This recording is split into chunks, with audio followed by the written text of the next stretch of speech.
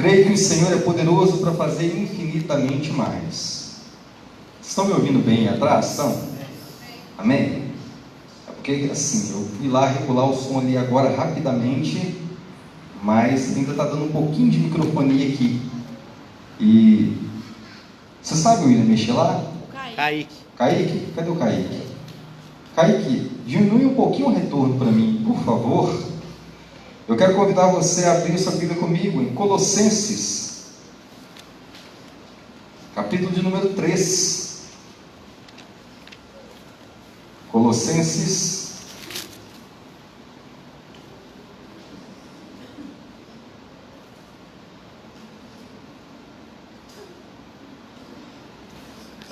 você achou aí, vai dando glória a Deus.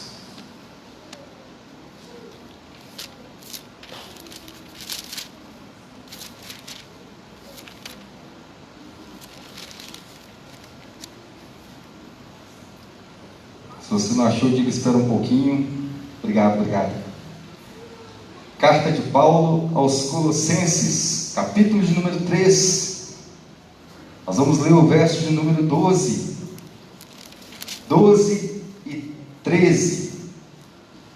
E se for possível, iremos até o verso de número 15. Mas nós vamos enfatizar essa palavra essa noite a respeito desses dois versículos aqui. Se você achou, diga amém. Amém. Se você não achou, diga, espera um pouquinho, pastor.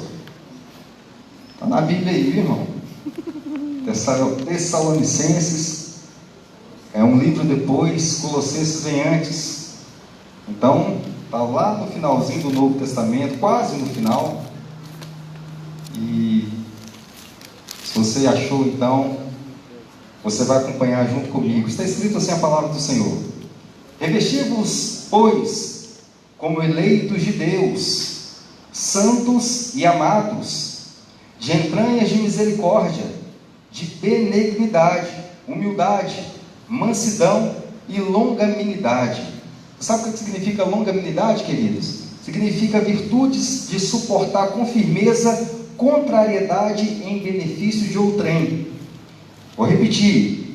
Então, revesti-vos, pois, como eleitos de Deus, santos e amados, de entranhas de misericórdia, de benignidade, humildade, mansidão e longanimidade, ok? Em benefício do outrem, suportando-vos uns aos outros e perdoando-vos uns aos outros, e se alguém tiver queixa contra o outro, assim como Cristo vos perdoou, assim fazei vós também.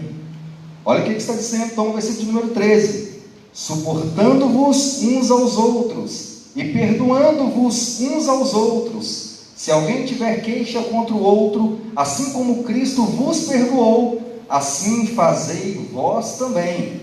Versículo 14 e 15, para nós encerrarmos, está escrito assim: e sobre tudo isto, revesti-vos de amor, que é o vínculo da perfeição, e a paz de Deus, para a qual também fostes chamados em um corpo, dominem em vossos corações e sedes agradecidos.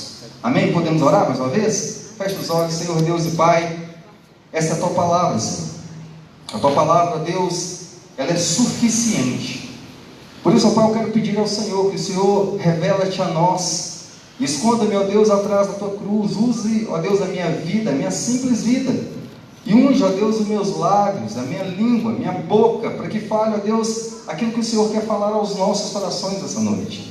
Nós te pedimos, Espírito Santo de Deus, trabalhe em nós, assim como nós queremos que o Senhor trabalhe em nossa família. Nós te pedimos, ó Deus, primeiramente que o Senhor trabalhe em nossos corações. Pai, em nome de Jesus Cristo, assim como nós acabamos de ler, nos ensina, ó Deus, a termos um coração perdoador como o seu, e que o Senhor possa, ó Deus, nos confrontar com a Tua palavra, para que sejamos cada vez mais melhores diante do Senhor. Nós te louvamos, te bendizemos e te agradecemos em nome de Jesus. E todo aquele que crê, diga amém. Amém. Que o Senhor tenha misericórdia da minha vida. Queridos, esse texto é um texto bastante confrontador, amém? Amém. É um texto que nos confronta a vivermos segundo Cristo viveu aqui. É interessante que nós falamos que somos cristãos, não é? E a etimologia da palavra cristão significa justamente pequenos cristos. Olha só a responsabilidade daquilo que eu e você carregamos. Nós somos vistos então pelo mundo, pela sua família, por aqueles que estão à sua volta, como testemunhas do Senhor. Nós somos vistos como filhos e filhas de Deus. Nós somos vistos como pequenos cristos, onde quer que onde nós estivermos. E o culto da família é para nós tratarmos de assuntos familiares, amém? Amém. É para nós tratarmos de muitos conflitos, talvez, que acontecem dentro do lar. Problemas que acontecem no nosso dia a dia, corriqueiramente. Mas talvez, querido, eu fale aqui algumas coisas que você já esteja cansado de saber. Sabe, queridos, talvez muitas coisas que nós dizemos ou vamos dizer aqui no culto da família, você tenha já cansado de ouvir. Mas eu quero chamar a sua atenção porque não é somente ouvir que muda e transforma um relacionamento. Não é somente ouvir que transforma um casamento, mas sim praticar, amém? Talvez você sabe demais, mas não faz nada daquilo que sabe. Ou talvez você sabe muita coisa, mas faz ou pratica pouco daquilo que você sabe. Porque uma coisa, meu irmão, minha irmã, é saber, é ou não é? E outra coisa é fazer. Repete mais um pouquinho para mim. Obrigado, Kaique. Então, queridos, uma coisa é nós sabermos, e a outra coisa é nós fazermos. Olha, meu irmão e minha irmã, é interessante nós entendermos isso, porque muitas vezes nós, dentro da nossa casa, nós temos pequenos conflitos, ou temos conflitos de personalidade. Às vezes temos conflitos onde nós tendenciamos a colocar o eu para fora, ou não é? São as pessoas que te conhecem de perto, é que sabem realmente quem você é. Aqui na igreja todo mundo é lindo, não é? Aqui na igreja todo mundo dá paz do Senhor. Aqui na igreja todo mundo é cheiroso. Aqui na igreja todo mundo é amável. Aqui na igreja é um manto. É verdade. Mas quem te conhece realmente quem você é aquele que vive com você. Verdade. É aquele que está lá no dia a dia. Talvez, irmã, você está aqui parecendo que é uma irmã santa diante do Senhor, uma irmã maravilhosa, mas briga à toa dentro de casa. Talvez, meu irmão, você está aqui parecendo que você é um camarada cheio do Espírito Santo de Deus. Verdade. Mas é pisar no seu pé lá fora que você esquece o Espírito Santo e deixa a carne falar mais alto. É verdade. É, querido, é assim. Infelizmente, nós temos essa tendência de querer esquecer aquilo que o Senhor nos chamou para sermos e deixamos o velho homem muitas vezes tomar conta de nós. Olha, meu irmão, então o grande desafio da família de hoje é administrar conflitos. Esses conflitos que acontecem internamente dentro de nós e muitas vezes externamente, fora de nós, onde nós colocamos isso para fora. Então, talvez o grande mistério de você ter uma família abençoada não é, querido, simplesmente você saber, mas é você colocar em prática. Você está entendendo? E muitos deles, querido, muitos desses conflitos não são aqueles conflitos que você não sabe. Muitos desses conflitos são conflitos que eu e você sabemos. Sabe como? Muitos conflitos não são aquilo que nós não conhecemos. Talvez muitos conflitos que nós vivenciamos no dia a dia não são situações que a gente não conheceu, que a gente nunca pisou, mas são situações que a gente já sabe muito bem e a gente conhece muito bem. Quer ver uma coisa? Eu não preciso falar para você que você, meu irmão, minha irmã, para você, meu irmão, você tem que amar a sua esposa. Eu preciso falar que você, marido, deve amar a sua esposa? Não. Preciso? Porque você já sabe. Eu preciso falar para você, queridona, que você deve honrar o seu marido? Não preciso, porque você já sabe, ou não é? Eu preciso, meu irmão, falar que você precisa perdoar? Preciso? Não. Não preciso, porque muitas vezes você já sabe. Então, queridos, eu quero que você entenda essa noite que muitas coisas nós sabemos, E nós não estamos vivendo aquilo que o Senhor tem preparado para mim e para você, porque nós não colocamos em prática. Mas pastor, esse negócio de perdoar, eu tenho que perdoar aquela bruaca daquela minha mulher, querido, você tem que perdoar a bruaca da sua mulher. Mas pastor, mas aquele camarada é ignorante demais, meu marido é ignorante demais, meu pai é um sujeito difícil, pastor, de lidar. Querido, mas eu quero te contar um segredo aqui. Não tem outro caminho a não ser perdoar. Você tem que perdoar, sim. Você tem que perdoar. A questão, querido, muitas vezes que nós esperamos um resultado positivo dentro daquilo que nós não fazemos. Entenda isso. Muitas vezes esperamos algo positivo, um resultado que seja bom, sendo que nós não praticamos aquilo que nós estamos querendo que aconteça. Olha que interessante. Então vamos lá. Então nós já sabemos aquilo que nós causamos de conflito. Se muitas vezes nós sabemos que devemos amar, se muitas vezes nós sabemos que devemos perdoar, isso não acontece. Isso só pode acontecer então de uma forma: se o Espírito Santo de Deus vier sobre a minha vida e sobre a sua vida e nos convencer que nós precisamos dessa mudança. Amém? Amém. Amém, meu irmão? Amém, minha Amém. irmã? Somente através do Espírito Santo de Deus é que a sua história, a sua família, o seu casamento, o relacionamento seu com o seu filho, ele pode ser transformado através somente do Espírito Santo de Deus. Então tem muitas coisas que nós poderíamos falar aqui, abordar acerca de família.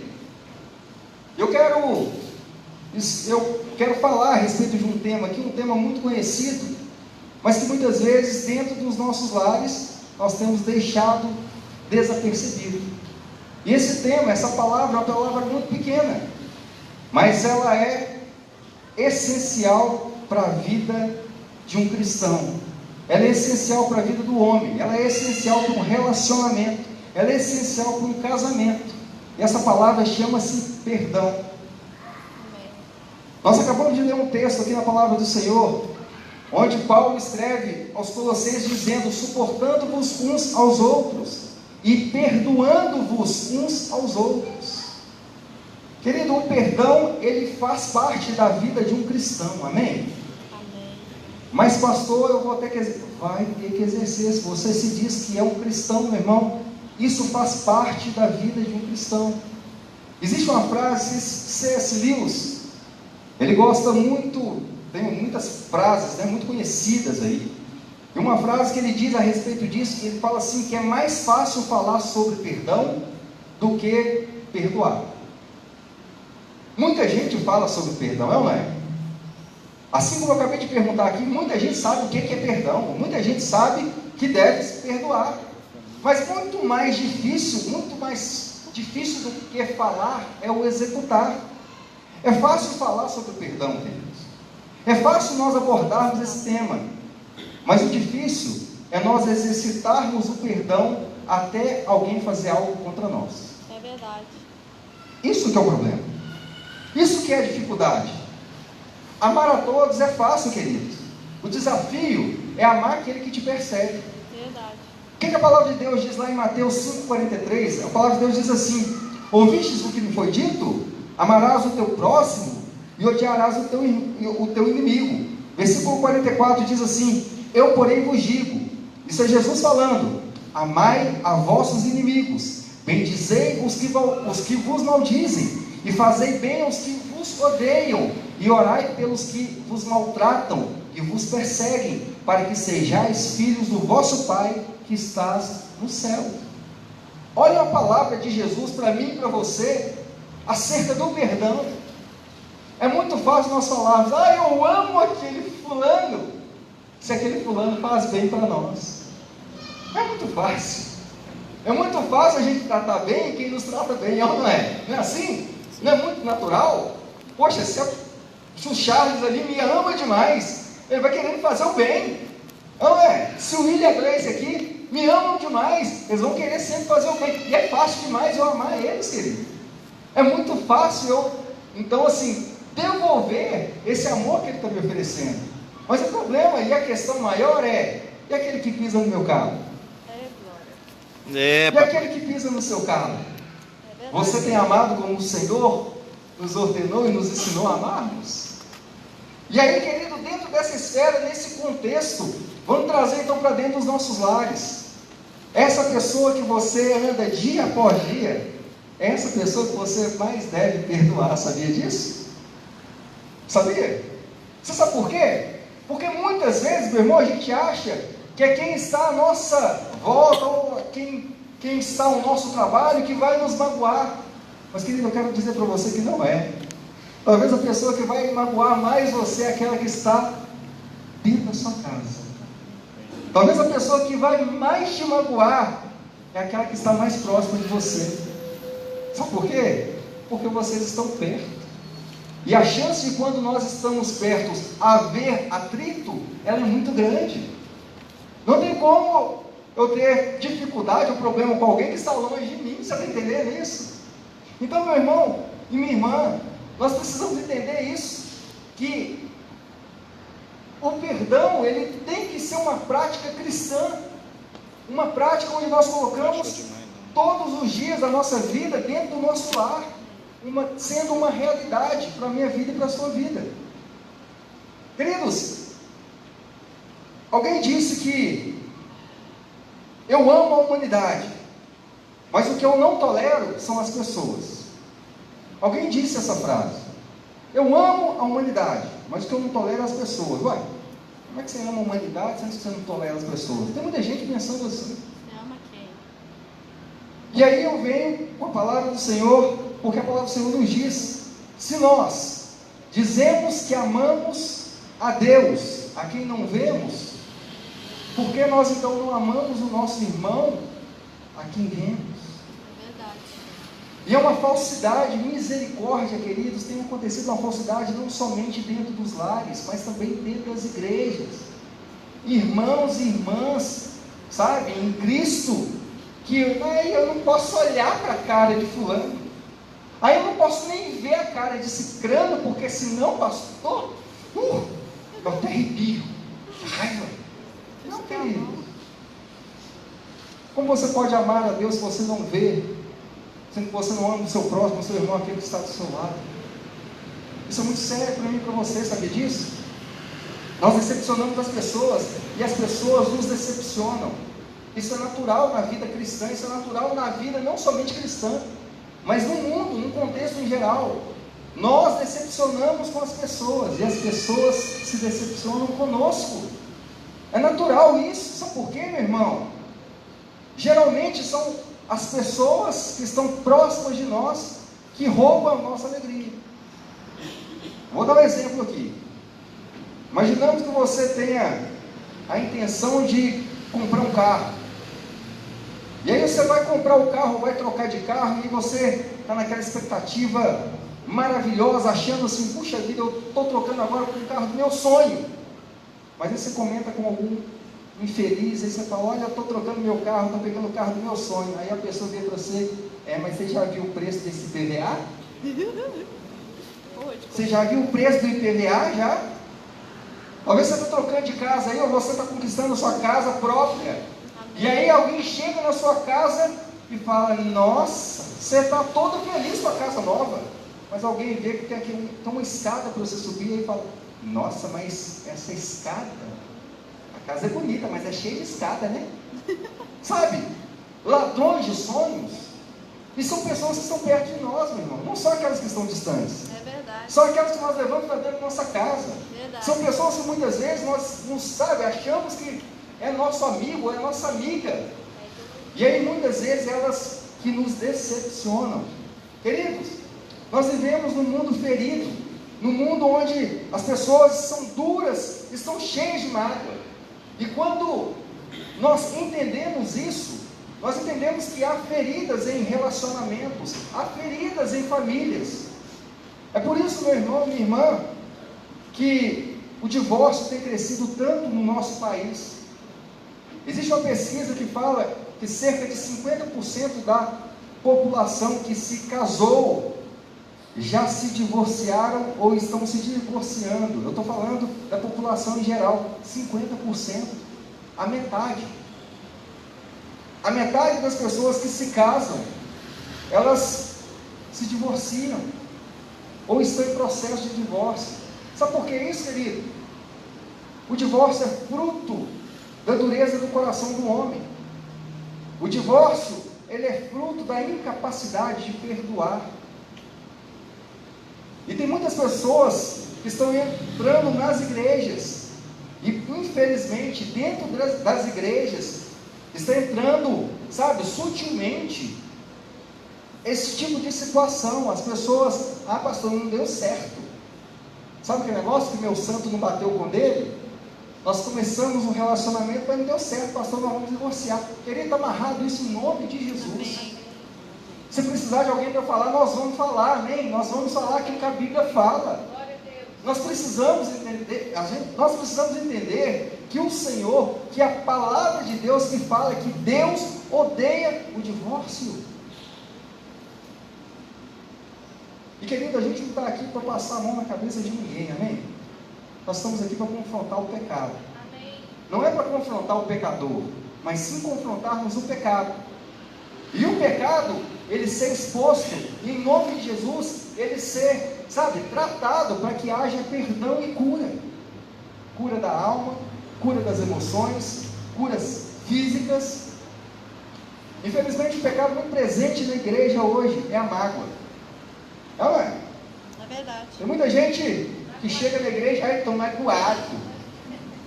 Tem gente que sai da igreja porque está magoado. Eu não consigo entender. De verdade, de verdade.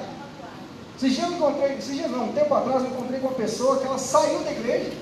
Oi, irmã, você sumiu, tudo bem? Ai, pastor, não está muito bem não. Por que você sumiu, querido? Eu saí de lá. Falei, por que você saiu? Não, pastor, porque eu estou magoado, porque eu precisei de um atendimento e eu não consegui uma ajuda. Olha isso, meu irmão.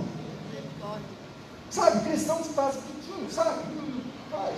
Igual criança, franze a testa, cruza os braços e fica com raivinha, sabe como? Querido, sabe por quê? É porque, infelizmente, o pecado da mágoa tem enraizado nos corações de muitos cristãos. É verdade. A esposa fica magoada, entristecida, porque não comprou um sapato. Ai, eu estou chateado com ele, pastor. Por que, minha irmã? Não é porque não deixou eu comprar o sapato que eu queria. Sabe como? Aí chega os barbudos também. Ô pastor, eu estou triste que eu quero. Por que, meu irmão? Não, porque, pastor, a gente já tinha programado. Nós íamos trocar, pastor, o nosso carro. Mas chegou no final, não quis trocar. Sabe como, querido? Com as mágoas que são completamente tratáveis, são situações completamente tratáveis, mas a mágoa vai enraizando no coração e vai trazendo feridas. A mágoa gera falta de perdão, e quem não perdoa, queridos, adoece. É verdade. Amém ou misericórdia? Você está entendendo? Sim, amém. A mágoa, queridos, se ela não for tratada, ela gera falta de perdão, e muitas vezes acontecem doenças. Olha, meu irmão e minha irmã, nós precisamos então entender que nós precisamos perdoar. E a primeira coisa que eu quero falar a respeito disso, como então que nós devemos perdoar e por que nós devemos perdoar? A primeira coisa que nós devemos perdoar é porque faz parte da natureza do povo de Deus perdoar. A primeira coisa que você deve perdoar, sabe por quê? Porque faz parte da sua natureza. Quantos filhos de Deus nós temos aqui? Dá glória a Deus aí, deixa eu ver. Glória a Deus. Se você é filho de Deus, querido, então na sua natureza, ela faz parte dela o perdão, ter um coração perdoador. E a gente acabou de ler aqui em Colossenses 3,13, perdoando-vos uns aos outros, assim como Cristo perdoou. Está entendendo, meu irmão? Você está entendendo então que o perdão passa a não ser mais uma opção para um crente? Para um cristão? O cristão, querido, então, a partir de então, se tem a mente de Cristo, a mente renovada no Senhor, ele entende que isso está incrustado nele. Olha, eu preciso perdoar. Se a colega lá do meu trabalho me ofendeu, eu vou ter que liberar perdão para ela. Isso já está incrustado na sua alma, no seu coração, meu irmão. Isso deve estar incrustado, né? Talvez você esteja aqui e fale, não, pastor, eu não concordo com isso não. Quem pisou na bola foi ela, não fui eu. Ela que tem que pedir perdão para mim, eu que tenho que, né? Não é eu que tenho que pedir perdão, é eu que tenho que perdoar. Queridos, nós precisamos perdoar.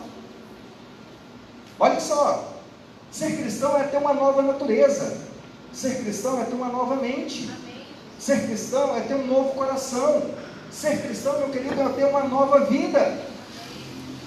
Está entendendo isso? É muito fácil a gente, talvez, cantar, levantar as nossas mãos e dizer assim, ó: recebi um novo coração do Pai, coração regenerado. Quem conhece, canta comigo. Coração transformado, coração que é inspirado. Olha que lindo isso. Até arrupia, né? Como fruto desse novo coração. Olha que lindo isso, meu. Eu declaro a paz de Cristo, que abençoa meu irmão. Olha, nossa, dá até vontade de chorar. Mas tem muita gente abençoando uns aos outros, mas na falsidade. É verdade. E aí continua cantando. Nós somos corpo, assim bem ajustados, totalmente ligados, unidos, vivendo. Olha, irmão, misericórdia. A música diz vivendo em amor, uma família sem qualquer falsidade. Talvez você dentro da sua casa está vivendo uma falsidade, querido irmão, querida irmã. Eita Deus, vai falando, papai. Talvez dentro do seu lar você está vivendo não em unidade, mas você está vivendo em discórdia. O Senhor nos trouxe aqui para nos confrontar na palavra dele, para eu e você sermos melhores, amém? Amém. A mente transformada de Cristo é isso, querido. Eu e você temos uma mente transformada no Senhor. E se temos essa mente transformada no Senhor, nós precisamos entender que eu e você, nós somos sim passíveis de errarmos, mas também somos passíveis de quem errar conosco.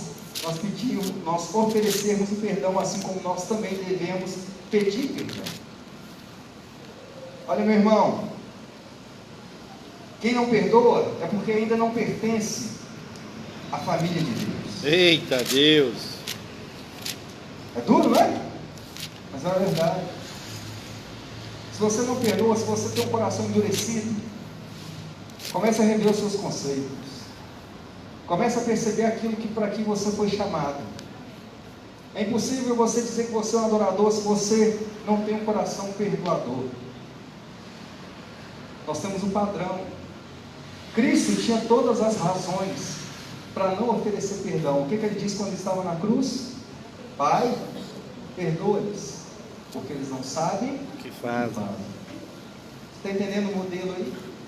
Está entendendo que o evangelho, o cristão, o cristianismo não pode ser uma coisa superficial? Nós temos que aumentar a régua. Sabe, meu irmão, a gente tem que ser mais parecido com o Senhor. Amém ou misericórdia? Amém. Então vamos lá, vamos continuar. Então a segunda coisa, por que nós devemos perdoar, pastor? A segunda coisa é porque nós temos queixas uns contra os outros. E quem está dizendo isso é o próprio apóstolo Paulo. No versículo de número 13 de Colossenses, capítulo 3, está escrito assim, ó: se alguém tiver uma queixa contra o outro.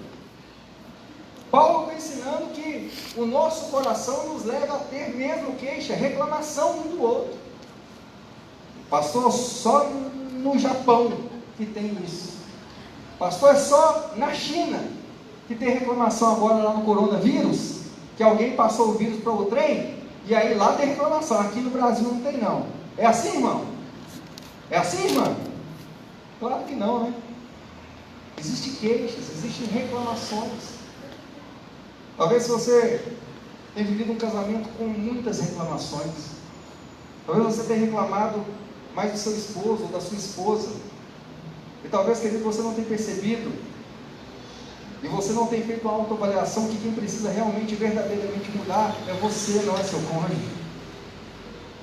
Isso é duro de falar, meu irmão, mas eu tenho que falar. Talvez você está procurando e vendo as queixas do seu cônjuge, mas não tem visto as queixas do seu cônjuge contra você. Olha que duro isso, meu irmão. Meu irmão, eu quero que você entenda, eu e você ainda nós não chegamos ao céu. E se nós não chegamos ao céu, aqui nós temos falhas. Nós somos suscetíveis a erros. Então nós podemos falhar uns com os outros. E por isso nós precisamos exercitar e oferecer o perdão. E o terceiro ponto, porque nós devemos perdoar, está também em Colossenses 3,13. Olha o que Paulo está dizendo. Porque nós temos sido muito perdoados. Olha o que ele está dizendo. Perdoando-vos uns aos outros, e se alguém tiver queixa contra o outro, assim como Cristo também vos perdoou. Quem vos perdoou? Cristo. Quem vos perdoou? Cristo. Cristo que nos perdoou primeiro. Então olha só, nós precisamos perdoar e exercer o perdão porque Cristo nos perdoou primeiro. Eu e você não éramos merecedores da graça salvadora do Senhor. Você está entendendo isso? Sim. Por isso que é graça, que é favor imerecido.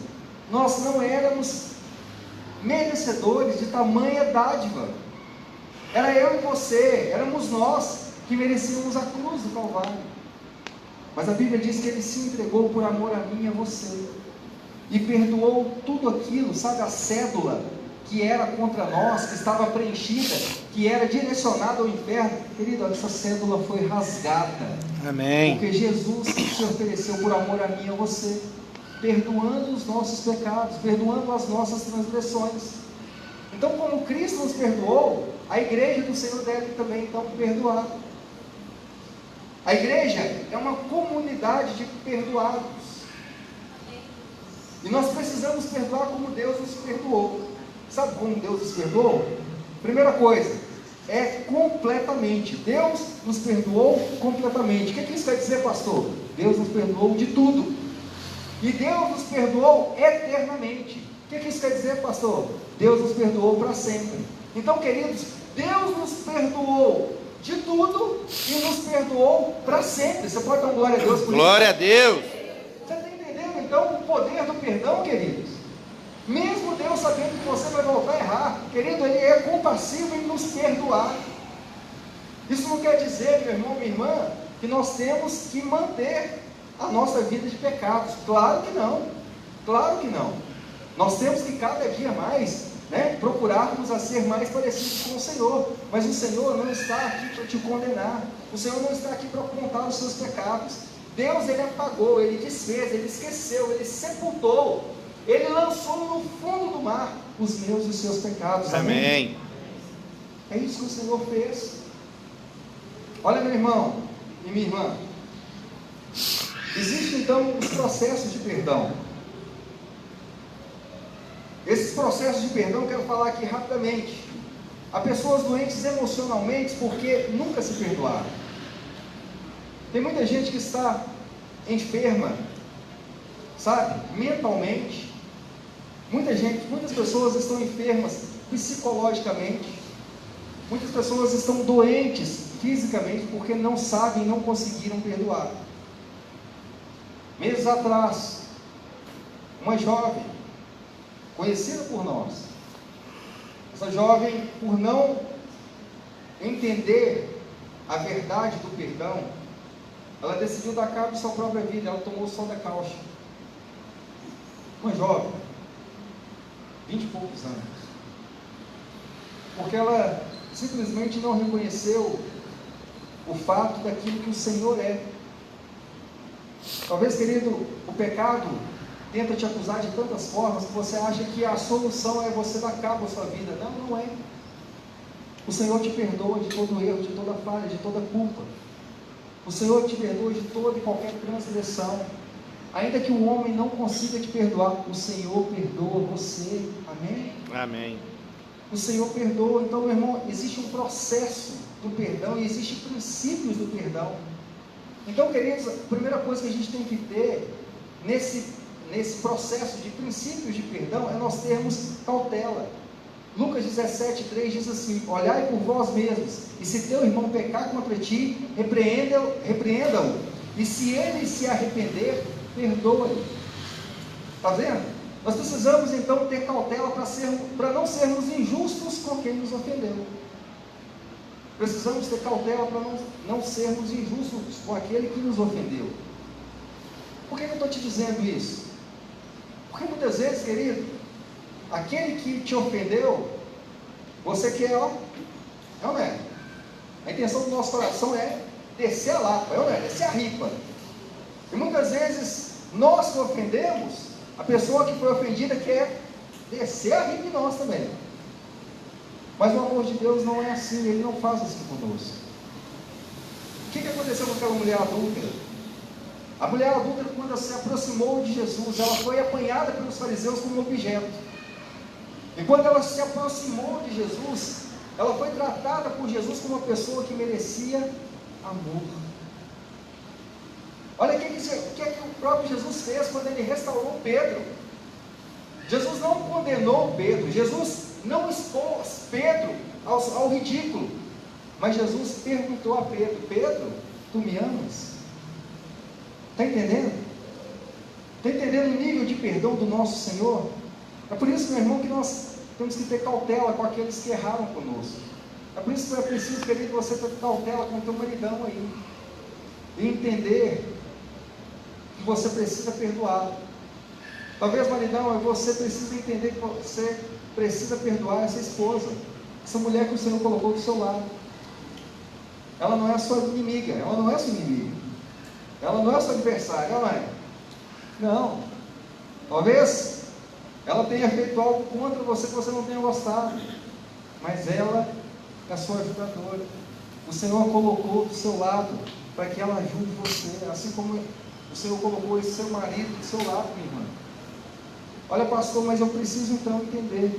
Existe então, nesse processo do princípio de perdão, também a confrontação. Lucas 17:3, e diz: olhai por vós mesmos, se teu irmão pecar contra ti, repreende-o, e se ele arrepender, perdoa-lhe. Nós acabamos de ler esse texto. O tempo, queridos, não é um santo remédio, está entendendo? O tempo não é um santo remédio para curar feridas, pelo contrário, o tempo, queridos, só vai fazer que esse problema vire uma bola de neve, sabe como? Cada vez vai aumentando mais, cada vez vai aumentando mais. Entenda isso. Os irmãos de José, olha, José tinha sido entregue como escravo. Os irmãos de José, 22 anos depois, nem sabiam que ele já havia tornado governador. José já estava, sabe, já tinha dado a volta por cima, como dizem no mundo afora. 22 anos depois, queridos, eles estavam mesmo assim atormentados e com medo do pecado que eles cometeram contra o irmão, quando eles foram ter até com José. Lembra disso? Olha, meu irmão, então o tempo não é uma opção. O tempo não vai fazer com que as coisas sejam curadas, que as feridas sejam curadas. O que vai fazer com que as feridas sejam curadas, querido, é a palavra do Senhor sendo manifesta na sua vida através do perdão que você pode oferecer a essa pessoa. Entenda isso. O silêncio não é a voz do perdão.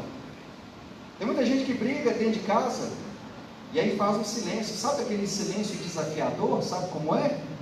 E aí simplesmente você chega, você fez alguma coisa, sua esposa está com raiva, ela fica quieta, cara fechada. Você pergunta, ela não te responde. Sabe aquele silêncio desafiador? Então, ao contrário. Talvez, maridão, você fica aquele bicão de todo tamanho aí, ó.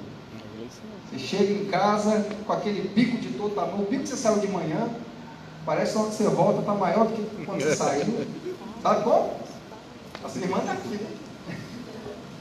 Estou balançando a cabeça aqui. Isso aí, pastor? Pois é. O silêncio não é a melhor opção, meu irmão. O silêncio não é a melhor opção, minha irmã. Davi, quando Davi adulterou, ele tramou, em silêncio ele matou, mentiu, e o que ele fez? Ocultou, ou seja, silenciou o seu pecado. Está vendo que o silêncio não é a melhor opção? Mas o silêncio também o adoeceu. Quem se lembra disso? E além de ter adoecido Davi, enquanto ele não confessou o seu pecado, ele não foi curado. É Deus. O silêncio não é a melhor opção.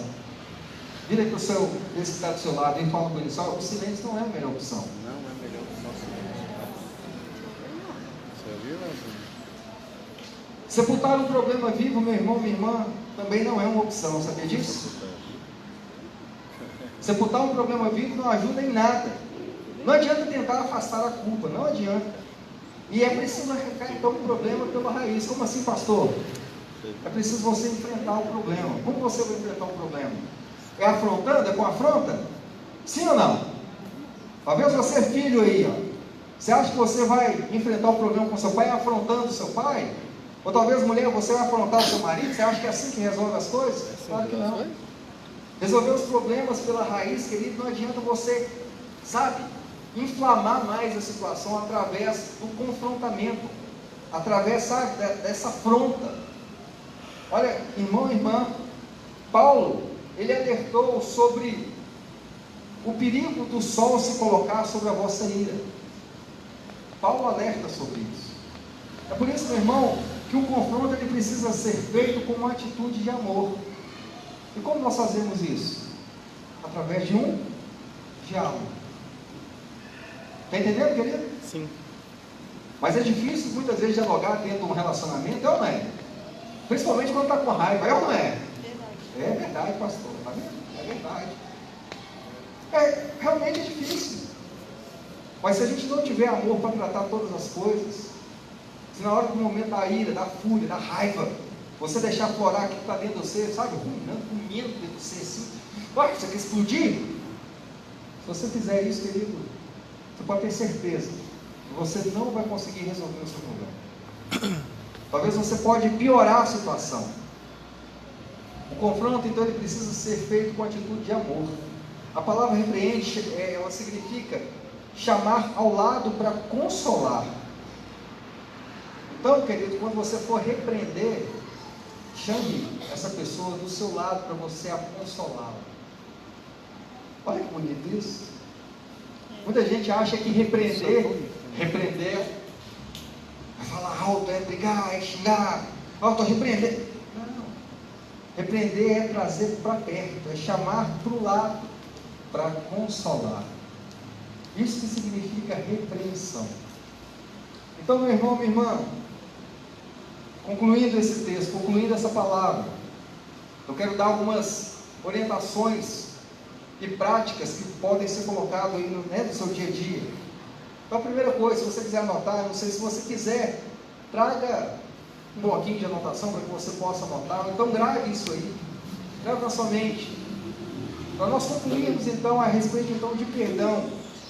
Querido, quando a situação estourar, quando a situação ficar complicada, então a primeira coisa, não envolva outras pessoas, sabe, não chame outras pessoas que não podem te ajudar, para ficar contando ou inflamando mais a situação. Sabe por quê? Tem muita gente que você conta, meu marido fez isso, isso e isso. É mesmo? Então, nossa, você é bom demais, por que você está com ele ainda? Sabe, aquelas orientações vindas do centro do diabo, sabe, do centro do inferno. Por que você está com ele ainda? Então separa, vai embora, sai de casa, sabe como? Então a primeira coisa, não envolva outras pessoas. Não transforme fofoca aquilo que poderia ser um exercício de privacidade e perdão. Está entendendo? Então não faça que isso vire uma fofoca, não. Deixe isso ser um exercício de perdão, um exercício de misericórdia. Segundo ponto, não jogue uma pessoa contra a outra.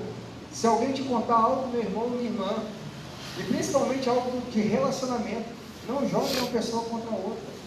Não é o melhor caminho. Espalhar contenda entre os irmãos, querido, é pecado, e Deus ele abomina esse tipo de pecado. Não pode haver contenda entre irmãos. Mas então, escute uma coisa, antes de você ser marido dessa varoa que está do seu lado, você é irmão dela. Amém. Sabia disso? Sabia que lá no céu você vai falar, ó minha irmã, ó, não vai ser minha esposa, nem meu esposo? Você vai olhar para ele lá no céu e para ela e vai falar, olha, você lá na terra, hein? Você é minha irmã, hein? Sabe, querido, então não pode haver contenda entre irmãos. É a palavra de Deus que fala isso aí. Deus abomina a contenda entre irmãos. Então, terceiro ponto, seja breve e claro. Não justifique os seus erros. Se errou, vai direto ao ponto. Não justifique, não fica rodeando, não, sabe como? Não fica dando volta, não. Fale, olha, errei, vai direto ao assunto. A Bíblia fala que o filho pródigo, ele ficou pensando, ele ficou treinando, ele ficou imaginando o que ele ia voltar e dizer ao seu pai. Tem muita gente que fica imaginando e conspirando uma situação para chegar e... Não, querido, vai direto ao ponto. Fala, olha amor, eu errei. Filho, eu errei, me perdoa. Sabe como? Vai direto ao assunto, reconheça o seu erro, peça perdão ao Senhor. Olha, a quarta então, orientação: não seja esnobe. Está entendendo, irmão? Está entendendo, irmã? Não seja esnobe, seja humilde. Para de ficar exaltando as suas virtudes. Tem muita gente que exalta, sabe, exalta mais as virtudes e acha que não tem erro. Muito varão e varoa aqui, né, por aí, que fica exaltando mais as suas virtudes. De uma vez, eu já posso concluir com esse testemunho aqui para nós orarmos. Teve uma vez, nós fomos aconselhar um casal. Aí, primeiro eu fui conversar com a irmã, com a mulher, porque o marido não tinha chegado ainda. E eu falei: e aí, minha irmã, me conta o que está acontecendo no seu relacionamento. Ela começou a contar: ah, pastor, que ele é assim assado, que ele faz isso, que pastor... Aí foi, sabe, o pessoal falando. Ela falou: olha, é mesmo? Olha, e agora, o que você me diz dele? Agora, o que ele me diz sobre você? Aí ela olhou para mim assim, e falou: olha, não, pastor, olha, irmão, porque você também, você não é uma santa não, ué, falta uma auréola para você, a auréola e asa para você sair voando. Não, pastor, que não é assim. Aí o marido chegou. Na hora que o marido chegou, o marido falou: não, pastor, não quer falar não. Eu tenho certeza, irmão? E ela continuou falando, só falando mal do marido, só falando mal. De repente, queridos, a situação, o caldo entornou. Sabe quando o caldo entorna? O marido: pastor, o negócio é assim, assim, assim, assim. Aí foi falando com ela. Aí ela só foi diminuindo. Ela foi diminuindo. Parecia que ela queria entrar debaixo da cadeira. Sabe como? Sabe por quê? Porque não existe ninguém perfeito. Você não é perfeito, irmão. Você não é perfeito, irmão. E talvez, se você acha que você é perfeito, você conheceu alguém perfeito, olha, queridos, eu vou falar para você: não vai perto dessa pessoa não. Sabe por quê? Você pode estragar essa pessoa. Não faça não. Nós não somos perfeitos. Por isso nós carecemos da misericórdia do Senhor. O quinto ponto, então, para nós orarmos: não exija justiça, mas exerça a misericórdia. Perdão é um ato de graça. Perdão é um ato de graça. Se for preciso, se for necessário, então, meu irmão e minha irmã, sofra o dano. Mas entenda, perdão é um ato de graça. Estevão orou ao Senhor antes de ser apedrejado: Senhor, não lhes impute esse pecado. Estevão sabia que ele ia sofrer, ele sabia que ele ia padecer, mas ele olhou para o Senhor e orou ao Senhor para que o Senhor pudesse perdoar aqueles que não estavam entendendo. Eu quero convidar você a ficar em pé no seu lugar. Eu quero convidar você a orar ao Senhor. Eu quero convidar você, através dessa palavra que você acabou de ouvir, queridos. Uma palavra confrontadora, mas que nos leva a entendermos, a pensarmos e a refletirmos o quão carentes da graça do Senhor nós somos. Quero convidar você a fechar os seus olhos. Talvez você está vivendo uma situação difícil dentro da sua casa, uma situação terrível do seu lado, porque você ainda genuinamente não perdoou, e talvez você genuinamente não se arrependeu do seu erro.